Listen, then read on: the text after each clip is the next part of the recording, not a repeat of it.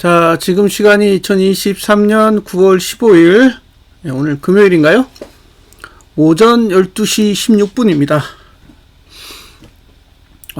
오늘 만기 지수라고 거의 1.55%? 네, 1.55%를 상승했는데요. 많이 올랐죠? 지금 7거래일 동안 내린 거를 하루 만에 올렸으니까, 7거래일 동안 하락한 걸 하루 만에 올렸어요. 하루 만에. 좀 아쉽죠? 그래서 전체적으로 한번 살펴보도록 하겠습니다.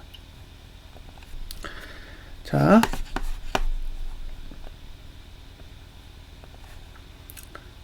이게 6개월 봉입니다. 6개월 봉 2600 정확하게 얼마죠? 볼까요? 수치가 표시가 안 되는데 한 이 정도 될 거예요. 그러니까 2640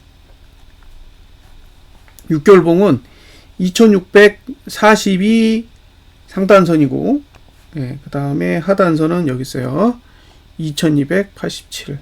그러니까 기본적으로 이렇게 박스입니다. 이렇게 박스예요, 박스. 자, 이걸 3개월 봉으로 이동시키면 이렇게 돼요. 자, 이걸 보고 어떤 생각이 드냐면, 위는 열려 있죠. 위는 열려 있는데 내렸단 말이에요. 그러니까 3개월 봉이 위에서 누르는 건 없어요. 6개월 봉이 위에서 누른 거지. 3개월 봉이 위에서 누른 건 아니라는 거죠. 반대로 3개월 봉은 아직 하단선이 이 정도 있어요. 2400. 그러면 지금 상태는 위로 올라가는 건 2640에서 막히고, 그죠? 아래로 내려가는데 2400은 돼야 내려가는 걸 막을 수가 있어요. 그러니까 분기봉은 위로 올라가는 건 쉽지가 않고, 6개월 봉 때문에 내려가는 건 아래 공간이 많이 있다는 거예요. 그러니까 아직 아래를 막지 못했어요. 자, 오늘이 9월 15일이고요.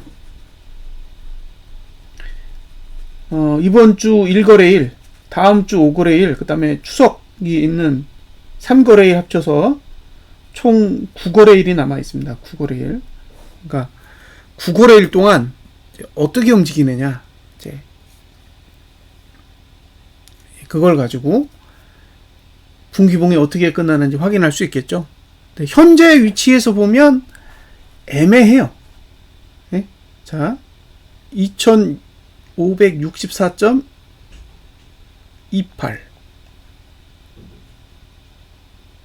28일 거예요. 2564 28.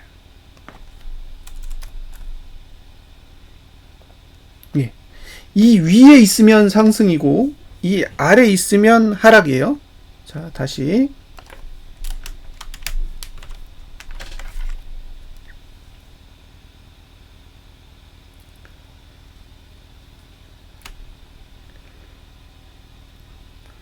자, 상승의 조건과 하락의 조건이 있죠.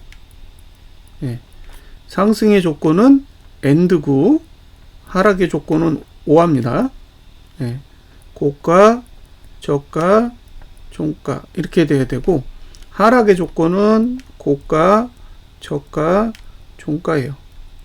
근데 고가는 이미 넘었잖아요. 그러니까 얘는 조건에서 빠지고요. 그러면 저가가 오르거나 종가가 오르면 상승이고, 아니죠. 저가가 오르고 종가가 오르면 상승이고, 저가가 내리거나 종가가 내리면 하락이에요.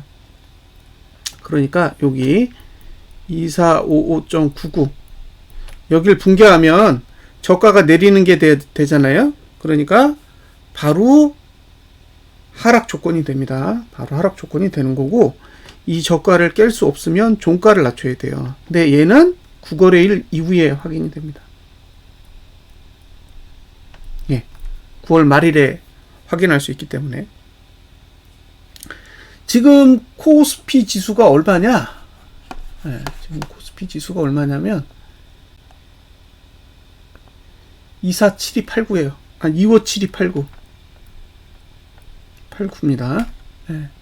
네, 2564.28이잖아요. 그럼 168 8포인트? 네, 8.61포인트. 자, 계산기로 정확하게 따져보겠습니다. 2572.89 마이너스 2564.28 8.61입니다. 맞죠? 그러니까 지금 8.61포인트 올라 있는 거예요. 이걸 지키면 상방이 되는 거고 이걸 못 지키면 하방이 되는 거예요. 그러니까 지금은 9거래일이라는 시간이 남아있고, 그죠? 9거래일이라는 시간이 남아있고 9거래일 안에 8.61포인트 내리는 건 어려운 게 아니잖아요. 예. 그러니까 이건 지키기도 쉽고 무너뜨리기도 쉽기 때문에 아직까지는 힌트가 없어요.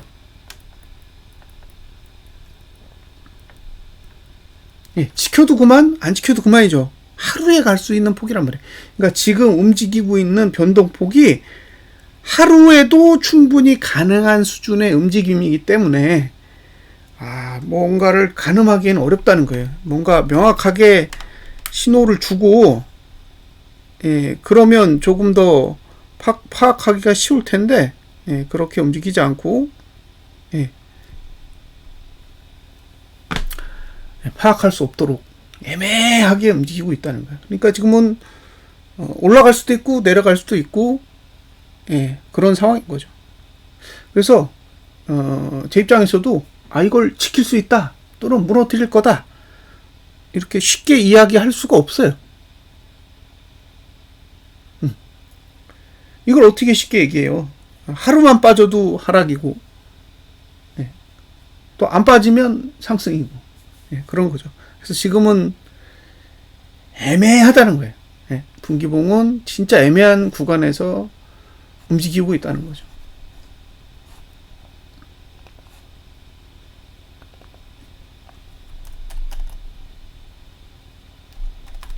뭐 어떤 분이 다 끝났다 그렇게 이야기하시는 분도 있는데 그럴 수도 있어요. 지금 상태는 그렇게 볼 수도 있습니다. 자, 이건 월봉이에요. 월봉인데 지금 월봉의 형태를 보면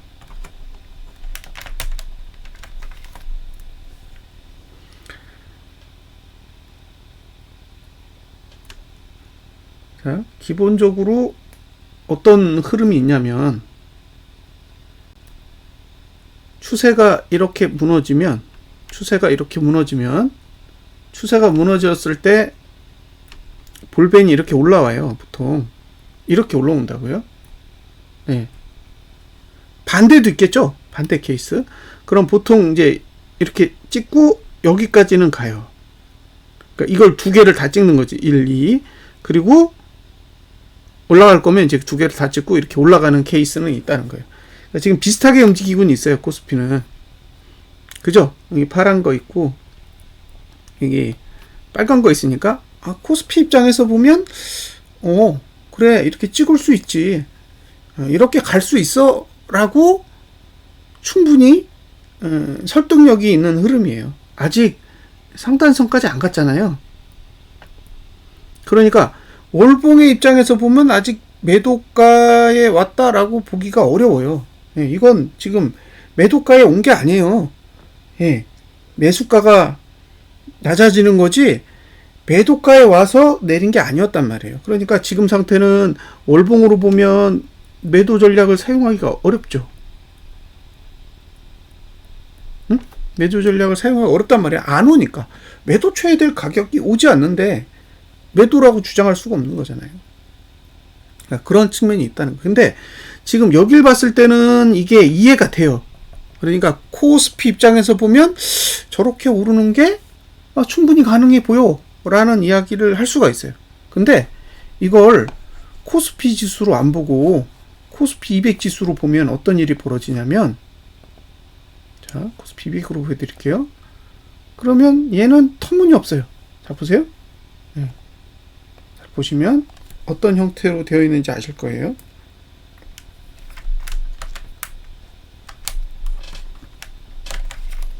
만약에 코스피 지수처럼 움직이고 싶은 의도가 있었다면, 예? 그런 의도가 있었다면 어떻게 된다고요? 여길 찍어야지. 보이세요? 예, 코스피처럼 이렇게 찍고 밑으로 내려가서 이렇게 양봉을 그려야 되는 거죠. 이 자리가 331.7이라는 거예요. 근데 여기는 안 찍었어. 예? 여기는 안 찍었다고요. 그러니까 코스피 지수는 이 형태를 만들고 갔는데 코스피 200 지수는 전혀 그런 형태를 만들지 않고 아래 꼬리도 전혀 없이 그냥 위로 끌어올렸다는 거죠. 그러니까 코스피 지수랑 코스피 200 지수랑 봉을 그리는 방식이 전혀 달라요. 상단선은 343.3. 이 위에 있다 그랬죠. 지금 341밖에 안 돼요. 그리고 여기 이제 351 이렇게 요 공간이 이제 매도 영역이고, 그렇죠? 매수자는 331에서 325.7, 6.7인가요?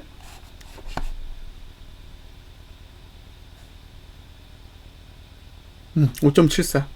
요 공간이 매수자의 영역인데 지금은 매도자의 영역도 매수자의 영역도 그 어디도 터치를 하지 않고 그냥 중간에서 계속 왔다 갔다 하면서 시간만 계속 허비하고 있는 거예요. 그러니까 분석자 입장에서는 매수를 권할 수도 없고 매도를 권할 수도 없고 양쪽 다 권하기가 어려운 구조를 가지고 있다는 거죠. 그러니까 이게 그냥 보시면 뭐 오르고 내리는 것만 보이잖아요. 근데 구조적으로 보면 터치해야 될 공간들을 제대로 다 터치 안 하고 그냥 인위적으로 움직이고 있다는 거예요. 근데 지금 선물이 끝났잖아요. 선물이 끝났어요. 그래서 이제 9월물은 마무리가 된 거고, 그럼 이제 12월물로 넘어가는데 12월물이 9월물과 다른 게 있습니다. 뭐냐? 거래량이에요. 자, 거래량이 달라요. 거래량이 다른데 지금 상태에서 보면 거래량은 맨 위에 있습니다. 여기도 거래량이 맨 위에 있고 여기도 거래량이 맨 위에 있어요. 거래량이 맨 위에 있습니다. 근데 지금이 9월 15일이잖아요. 그러니까 9월 15일에 차월물에서 당월물이 됐어요. 차월물에서 당월물이 됐기 때문에 실제로 남은 기간이 이제 9거래일? 9거래일 남았잖아요. 그러니까 이번 달은 9거래일만 당월물로 움직이고 다음 달이 됐을 때 한번 생각을 해보세요. 그럼 10월 달이 되면 10월 달은 한 달 내내 당월물이잖아요. 9월 달은 10거래일이 차월물이었고 9거래일이 당월물인데 10월 달은 다 당월물이 되는 거예요. 그러면 거래량이 당연히 늘겠죠. 그럼 거래량이 당연히 늘기 때문에 지금 상태에서 과연 거래량이 매수로 돌 수 있을까요? 그러니까 현물은 돌 수 있어요. 코스피 지수나 코스피 200 지수는 매수로 돌릴 수 있어. 거래량이 맨 위에서 조금은 아래쪽으로 내려올 수 있는 방법이 있다는 거예요. 근데 선물은 없어. 근데 선물은 3개월 동안 작용하게 됩니다. 3개월이에요. 그러니까 12월 두 번째 목요일까지 작용을 하게 되잖아요. 그러니까 12월 두 번째 목요일까지는 9월, 10월까지는 거래량이 줄 수 있는 확률이 없다는 거예요. 거래량이 줄어들 수가 없다고. 정작 줄어들 수 있는 건 11월이나 돼야 가능하다는 거죠. 그래서 그러면 이 그래프가 말해주는 건 뭐냐? 볼린저 밴드 20 상단선과 이격볼벤 20 상단선을 넘을 수 없다는 거예요. 볼린저 밴드 20상단선과 이격볼벤 20상단선을 넘을 수 없는 구조를 가지고 있다는 거죠. 이제 이해가 되시죠? 그런데 얘는 지금 봉수가 적어요. 선물이기 때문에 봉수가 부족해서 볼린저 밴드 20상단선은 보이는데 이격볼벤 20상단선이 안 보여요. 그러면 이걸 참고할 수가 없잖아요. 그러면 그냥 코스피 지수의 이격볼벤이나 선물 지수, 아니 코스피 200 지수의 이격볼벤의 위치를 보고 그 위치를 넘을 수 없다라고 가정을 하면 되는 거죠. 왜냐하면 선물 지수가 그렇게 생겼으니까. 자, 주봉도 거래량이 메뉴에 있습니다. 여기도 메뉴에 있어요. 예? 그러니까 얘도 이격볼벤, 볼벤 다 넘을 수가 없는 거죠. 그러니까 지금 구조로는 일정 시간이 지나기 전까지는 그런 상태라는 거예요. 여기도 보시면 거래량이 다 위로 올라왔죠.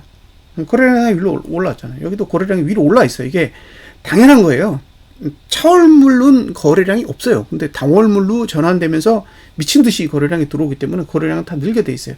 그러니까 내일 기준으로 봤을 때도 볼벤 20을 넘기 어렵겠죠. 그러니까 오늘 시세를 냈잖아요. 오늘 시세를 냈지만 실질적으로 여기서 시세를 낼 수 있는 공간은 거의 없다는 거예요.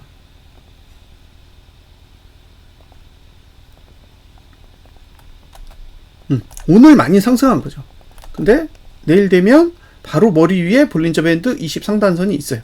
근데 20상단선이 있는데 보시면 거래량이 메뉴에 있죠. 그러니까 올라가더라도 올라갈 수 있는 공간이 내일 그렇게 많지 않을 거라는 거예요. 그건 알고 계시라는 거예요. 거래량이 그렇게 생겼으니까. 자, 설명을 다 드렸어요. 그러면 이게 무슨 얘기예요? 여기를 넘기는 힘들다는 거죠? 예? 여기를 넘기는 힘들다는 거잖아요. 이 이격볼벤 여기를 넘어서 상승하는 건 어렵다고. 올라가더라도 여기는 넘기가 어렵다. 여긴 더 어렵겠죠? 여길 넘기가 어려우니까 여기는 더 어려울 거 아니에요. 지금 구조상으로는 지난달 고가를 넘는 것도 상당히 어려운 환경이다라고 보면 되는 거죠. 미국 증시랑 달라요. 미국 증시는 올라가면 더 올라갈 수 있어요. 근데 국내 증시로 봤을 때는 정고점을 넘는 게 매우 어려운 상태예요. 그걸 감안하시고 보시라는 거예요. 지금 뭐 엄청나게 오른 것처럼 막 얘기를 하잖아요. 오늘 1.5%가 올라서 지수가 어마어마하게 오른 것처럼 보이는데 2600 얼마까지냐? 68이잖아요. 2668에 지금 2578이니까 아직 위로 100% 정도는 더 있어요. 예? 위로 아직 100% 정도의 공간이 더 있다고. 올라가려면. 자. 이주봉으로 가겠습니다. 이주봉으로 갔더니 지금 상단선 위에 올라타 있어요. 예? 상단선 위에 올라타 있다는 거죠. 그러니까 여기 보시면 하단선에서 정확하게 튕겼죠? 네, 여기 하단선. 예. 이게 지금 저가를 깨면 하락이라 그랬잖아요. 저가를 깨면 하락이라고. 근데 저가를 지켰어요. 그러니까 이런 행위들이 신호가 되는 거죠. 근데 지금 이미 상단선 위에 있다고요. 근데 얘는 주봉이 아니에요. 2주봉이에요. 2주봉. 1주봉이 아니라 2주봉이라고. 그러니까 내일 안 끝나요. 다음 주에 끝나지. 그러니까 지금은 매도 영역 안에 들어가 있는 거예요. 이해하셨죠? 네? 지금은 매도 영역 안에 들어가 있는 거라고요. 네. 그러니까 지금은 상방을 보시는 분은 그냥 홀딩 할지 말지만 결정을 하셔야 되지, 여기서 뭐 신규 매수를 해가지고 위를 본다 뭐 이런 식으로 들어가려면 안 된다는 거예요. 이미 찬스는 지나간 거죠. 자, 매도를 할지 말지 계속 고민하셔야 됩니다. 이 주봉에서는 내가 매도를 할 거냐 말 거냐 이제 그 부분만 계속 고민을 하시면 돼요. 자, 주봉은 상단선에 딱 도달했습니다. 주봉은 상단선에 딱 도달했다. 이제 주봉은 위가 열리겠죠. 다음 주가 되면 위가 열릴 겁니다. 그러면 주봉은 위를 열고 이주봉은 위를 닫죠. 네? 주봉은 위를 열고 이주봉은 위를 닫아요. 그러니까 이게 위가 완전히 열리는 게 아니야. 이주봉은 위를 닫아놨다고. 그걸 알고 계시라는 거예요. 아, 지금 무조건 상방이다? 아니죠. 주봉은 상방으로 열었지만 반대로 이주봉은 위를 닫아놨기 때문에 이대로 끝나도 다음 주가 되면 이주봉은 누르면서 시작해요. 그걸 염두에 두시라는 거예요.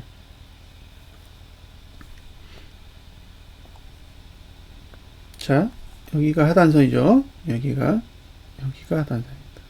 예. 자, 매수기엔 다 지나갔죠? 예? 매수기엔 다 지나갔다고요. 지금은 매도를 할지 말지만 결정하시면 되는 거예요. 왜? 월봉은 위아래가 다 열려있죠. 월봉은 위아래가 다 열려있다고. 지금 미국 증시는 사실 아래쪽이 많이 닫혀있는 구조인데 우리는 아래쪽이 닫혀있는 구조가 아니라 위아래가 다 열려있는 구조라고요. 그러니까 미국의 증시와 우리나라 증시는 기본적으로 구조 자체가 달라요. 그러니까 다르다라는 걸 염두에 두고 접근을 하셔야 됩니다. 그래서 제가 봤을 때 내일 매도를 하는 건 쉽지는 않을 것 같아요. 내일은. 그래서 다음 주에 한번 생각을 해보시는 게 좋을 것 같아요. 내일은 쉽지 않다. 네, 왜냐하면 내일은 주봉이 끝나는 날이잖아요. 주봉이 끝나는 날이기 때문에 내일 공략하는 게 맞을까? 네, 그런 의구심이 드는 거죠. 왜냐하면 주봉을 활용할 수가 없잖아요. 그리고 이 주봉을 활용할 거면 차라리 월요일 시가를 보는 편이 더 나을 수도 있다는 거죠. 자, 여기까지 설명드렸습니다. 그 다음에 3일봉. 3일봉은 이제 상단선 위로 올라왔고, 그죠? 네, 3일봉은 상단선 위로 올라왔습니다. 여기도 딱 하단선 찍고 올라갔어요.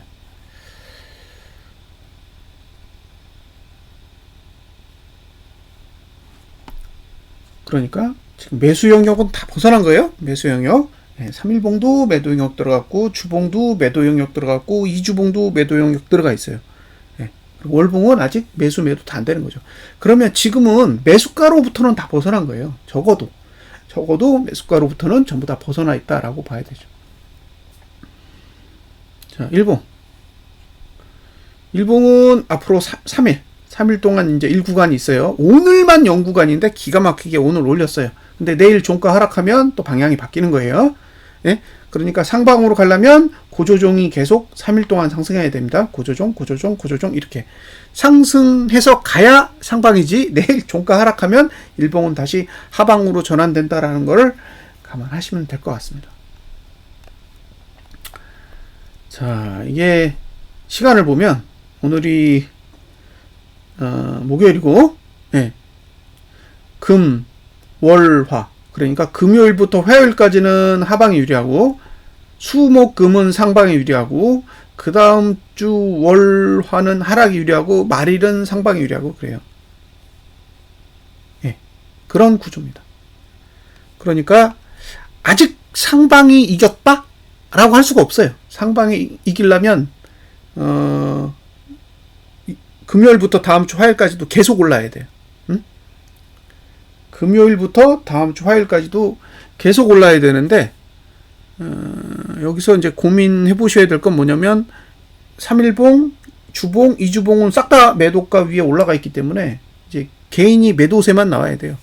개인 매도세만 나와야 이게 상방으로 갈 수 있는 거지. 개인이 매수세로 나오면 상방으로 가기 어렵다는 거고요. 제가 6개월 봉을 보여드렸잖아요. 6개월 봉을 보여드렸는데 여기 2640. 2640에 걸려있는 돈이 얼마다? 네. 보여드렸죠?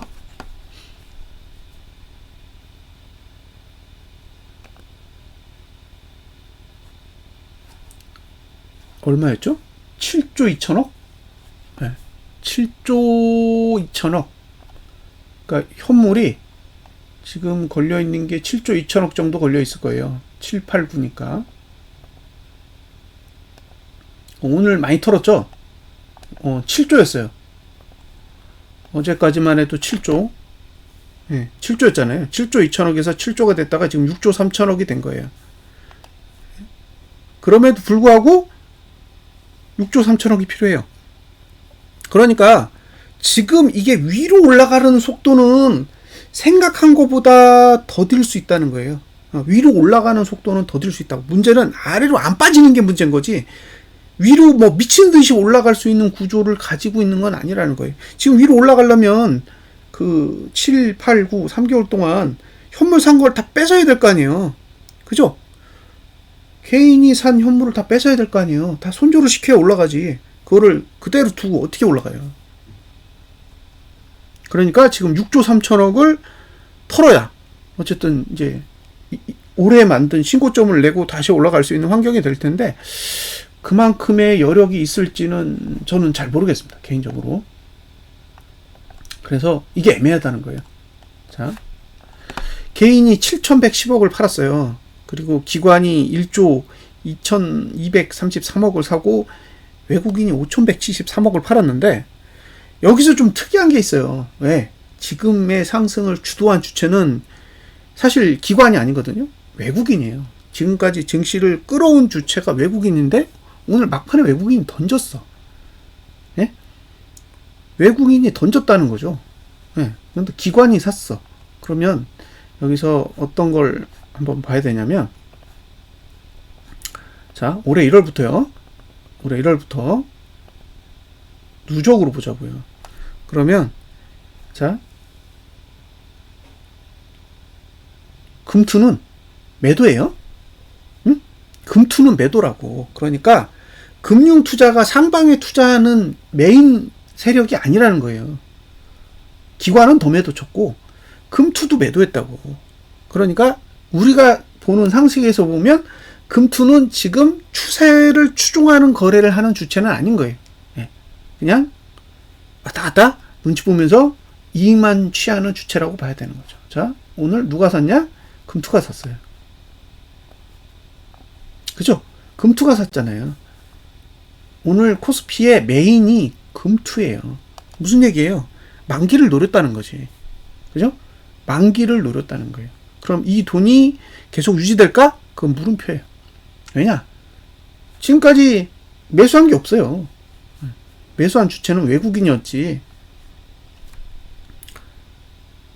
금투가 아니었다는 거죠. 그래서 오늘 상승한 이 1.5%에 대한 이 상승분은 대부분 금융투자가 만기 수익을 위해서 노렸다라고 밖에는 해석이 안 되는 거예요. 근데 보통 위로 갈 거면 외국인이 도와야 돼요. 근데 외국인이 거꾸로 장 막판에 동시효과에 던진 거예요. 이 5천억이. 제가 장중에 본 거는 한 마이너스 300억까지 봤습니다. 마이너스 300억까지 봤는데 이게 지금 5,173억이 됐다라는 건 거의 4,800억을 동시효과에 던진 거예요.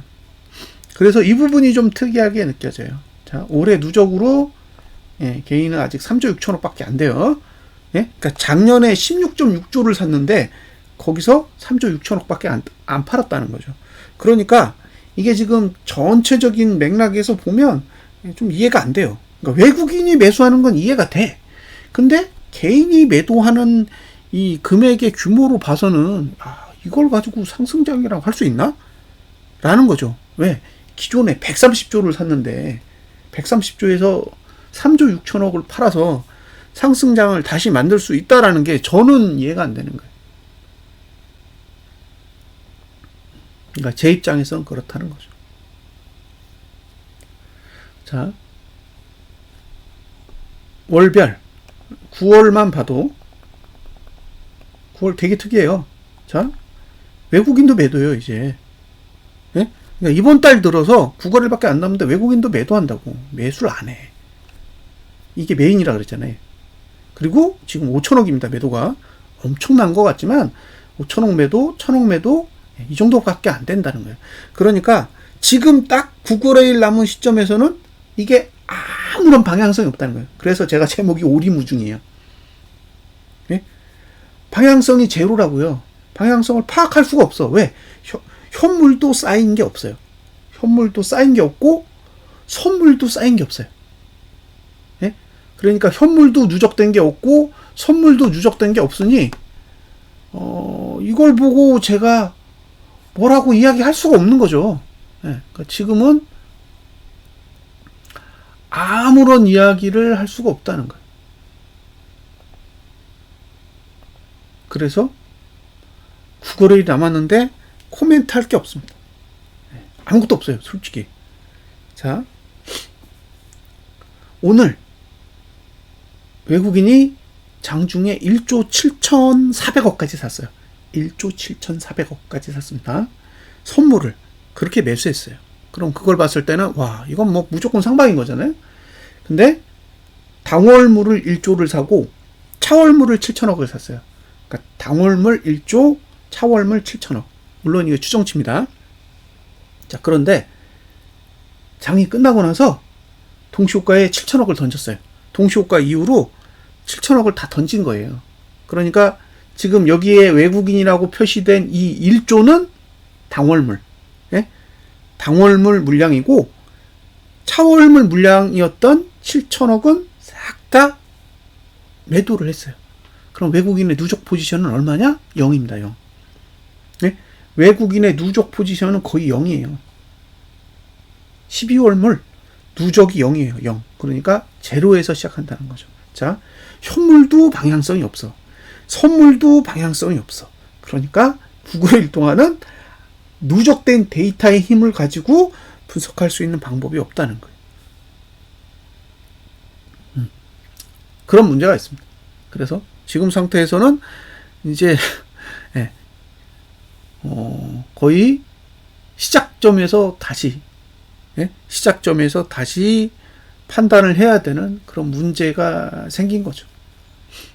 아쉽다는 거예요. 예, 기존에는 외국인이 선물을 4조 원대를 매도로 보유하고 있었잖아요. 어쨌든 외국인의 선물 매도 평균 단가가 340.5 정도 됐는데 지금 종가가 341.19니까 예, 어쨌든 선물 평단은 방어한 셈이잖아요. 물론 만족스럽지는 못하지만 어느 정도는 방어를 했다라고 보는 거죠.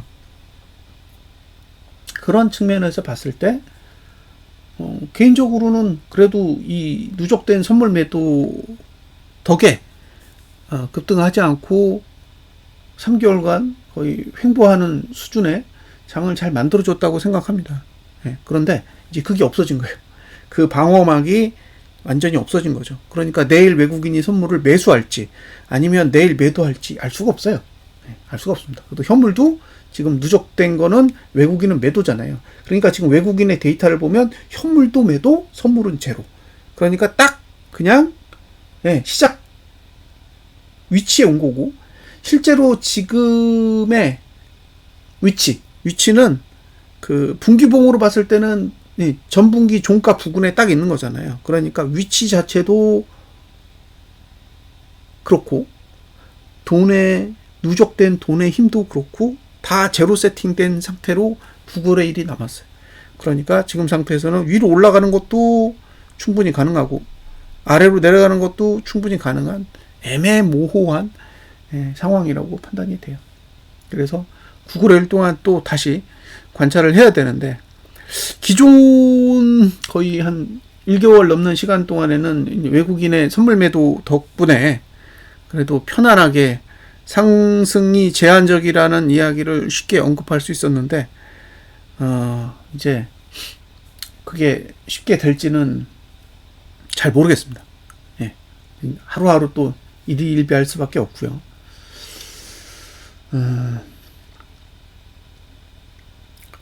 롤오버 이야기를 하시던데 롤오버를 한다라는 거는 당월물을 어쨌든 청산을 하는 거예요.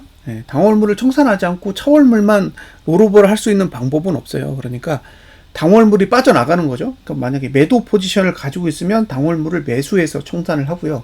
그럼 포지션이 없어지잖아요. 그러면 이제 차월물을 매도하면 되는데 그럼 잘 생각해 보세요. 차월물을 매도하면 매도로 잡히겠죠. 외국인이니까. 예? 그러니까 외국인의 선물 매도가 매도로 잡힐 거 아니에요. 근데 지금 외국인이 선물 매도로 잡힌 건 없어요. 그러니까 외국인이 선물 매도로 신규로 들어갔다라는 걸 잡은 데이터가 없다라는 거예요. 왜? 아까 말씀드렸잖아요. 누적으로 7천억 정도 있었다고. 근데 그 7천억이 동시호가 이후로 싹 다 청산이 됐기 때문에 지금 외국인이 보유하고 있는 누적된 선물 매도는 없는 것으로 일단은 파악이 돼요. 그러니까 어떻게 스프레드를 했는지 알 수가 없는 거예요. 지금 외국인이 가지고 있는 4조 원대의 그 선물 매도 금액 중에 어느 정도의 금액이 롤오버 돼서 넘어갔는지는 파악할 수가 없습니다. 그래서 이제 그런 부분들은 알고는 싶지만 실질적으로 계산하기가 어렵고요. 그걸 계산하는 방법이 있긴 있더라고요. 어떤 분이 그 블로그에 소개를 해놨는데 되게 복잡해요. 그러니까 이게 계산하는 방법이 있던데 저는 그렇게까지 복잡하게 계산할 수 있는 능력이 없습니다. 그래서 그냥 그 지인분에게 차월물에 누적된 선물 추이를 알려달라고 부탁을 드렸는데 말씀한 거 보니까 누적분은 거의 없습니다. 한 1,000억도 안 될 거예요. 매수가 1,000억이 안 돼요. 매수가. 그래서 어쨌든 지금은 다 제로 세팅이 됐다. 심지어 현물까지도 제로 세팅을 해버렸기 때문에 현물 제로 세팅, 그 다음에 선물도 제로 세팅, 심지어 분기봉의 종가 위치까지도 싹 다 제로 세팅을 해버렸어요. 그래서 개인적으로는 이건 참 어려운 상황이 된 것 같다라고 생각이 들어요. 이제 9거래일 동안 계속 일일비 하겠습니다. 뭐 제가 이거 하락에 배팅하면 무조건 좋아요라는 얘기는 할 수가 없어요. 자, 제가 이게 관심 종목으로 두고 있는 종목들인데 주로 이제 반도체랑 그 다음에 배터리를 두고 있어요. 보시면 LG 에너지 솔루션이 2.73% 올랐고, 그 다음에 포스코 홀딩스가 4.54%, SK이노베이션 1.44, LG화학이 2.41, 삼성 SDI가 4.66 이렇게 올랐습니다. 이거 보면 와, 배터리 진짜 장난 아니게 올랐다 이런 생각을 하실 거예요. 근데 특이한 게 있어요. 이걸 잘 보세요. 이게 오늘 거래된 내역입니다. 잘 보세요. 자, 포스코 홀딩스는 철강 섹터예요. 철강 섹터 보시면 개인이 79억 팔았죠? 79억 팔았다고. 외국인도 팔았어요? 자, 기관은 127억 샀습니다. 그러면 포스코 홀딩스를 상승시키는데 외국인은 얼마나 썼을까요? 보시면 165억 썼습니다. 165억. 자, 582억을 사서 17,000원이 빠졌는데, 그죠? 165억을 사가지고 24,000원을 올렸어요. 자, 개인은 얼마 팔았냐? 145억 팔았습니다. 자, 여기 보세요. 757억 사고 738억을 샀어요. 근데 이틀 만에 210억 팔았어요. 어떤 생각이 드세요? 돈에 무게가 없다는 거예요. 그러니까 지금 상승한 거 대비해서 돈이 들어온 게 없어요. 돈이 들어온 게 없다고. 생각하신 것보다 돈이 들어온 무게감이 전혀 없어요. 그냥 지수만 끌어올렸다고. 그러니까 지금 배터리주에 들어온 돈을 보면 화학 379억 매도고 107억 매도죠. 그러니까 개인 100억밖에 안 팔았어요. 개인은 100억밖에 안 팔고 철강은 79억 팔았다고. 다 판 게 삼성전자예요. 그죠? 전기전자 삼성전자만 판 거예요. 오늘 삼성전자 하나만 돈이 들어왔고 나머지는 그닥 심하게 반응하지 않았다는 거예요. 오히려 다른 섹터의 주가가 더 심하게 영향을 받았지 배터리 쪽에는 돈이 그렇게 안 돌았다는 거죠. 그래서 이걸 누적으로 보시면 제가 하는 이야기를 어느 정도는 쉽게 파악을 하실 겁니다. 자, 7월 달부터 볼게요. 7월 달부터 보시면 자, 보이세요? 화학 1조 5천억이에요. 그 1조 5천억 샀는데 얼마 판 거예요? 100억도 안 팔았다고. 1조 5천억 산 거 중에 100억도 안 팔았는데 이게 어떻게 상승으로 되냐는 거예요. 철강 5조 4천억 샀어요. 근데 얼마 팔았어요? 거의 판 거 없어요. 여기서 100억대를 뺀다고 해서 이 흐름이 변하겠냐는 거예요. 자, 7월 1일부터 현재까지 전기전자 보면 개인이 전기전자 쪽에 매수한 건 6,820억밖에 안 되는데 철강, 이거 포스코잖아요. 화학, 배터리잖아요. 여기만 6조 5천억을 샀잖아요. 그런데 오늘 배터리가 상승한 거에 비해서는 사실상 자금이 들어온 규모는 유의미할 정도는 아니라는 거예요. 그래서 오늘 기관이 했던 그 결과는 이게 완전히 상승에 올인한 건가? 라는 믿음을 갖기에는 조금은 애매하다는 거예요. 왜? 돈이 안 들어왔어. 예?